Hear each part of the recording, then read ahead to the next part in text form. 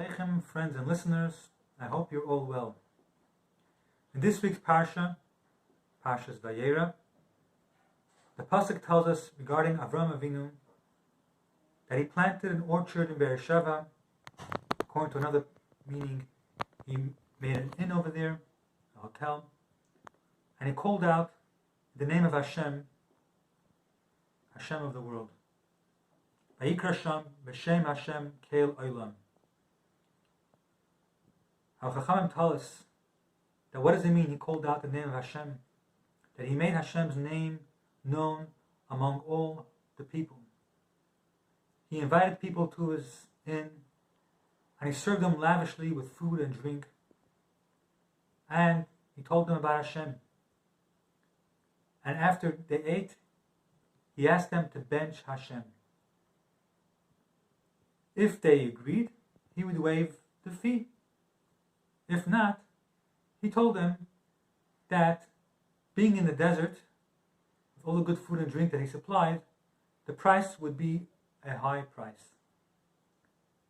Usually, people would agree to just say the bracha, which he asked them, and go on. The question is, what benefit did Avrohom Avinu gain by having people thank and bench Hashem for providing the food if they didn't really mean it with a full heart? So one explanation can be is that when somebody sometimes wants something or knows something is right, so they really want it deep down, but they have an inner resistance which doesn't let them accept it. And that blocks their outer will, ratzon, desire to do the thing which they really want.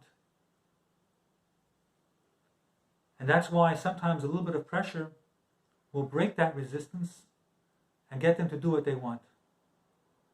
This explanation can be used to explain why for certain mitzvahs like a get or bringing a carbon, pressure is used, because the Rambam says that deep down everybody wants to do the ratzon of Hashem.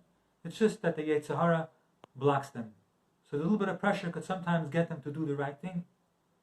Likewise, you find with the Meraglim that as soon as Moshe Rabbeinu gave them a stern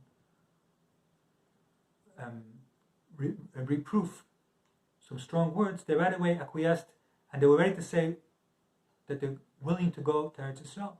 What did Moshe Rabbeinu do? He didn't show them any nest that he's all of a sudden willing to able to make a new type of nest, a miracle.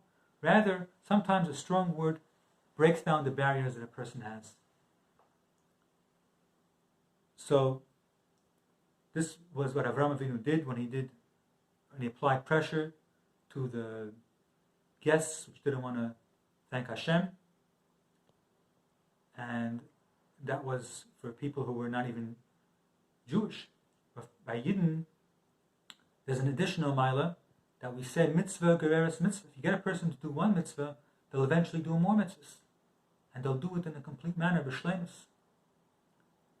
Because Yidden, after Matan Torah, have an innate desire to do the ratzon of Hashem.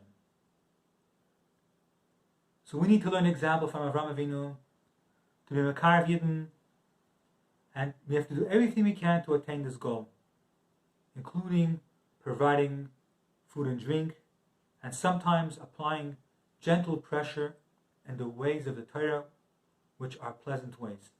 This avodah of publicizing the name of Hashem throughout the world will be accelerating, will be mezares, the era when the whole world will be occupied with the knowledge of Hashem. Molo Aretz De'as Hashem. And Mashiach will be the one who will spearhead this avodah. He will push Bnei Yisrael to follow the ways of Hashem and strengthen the Torah.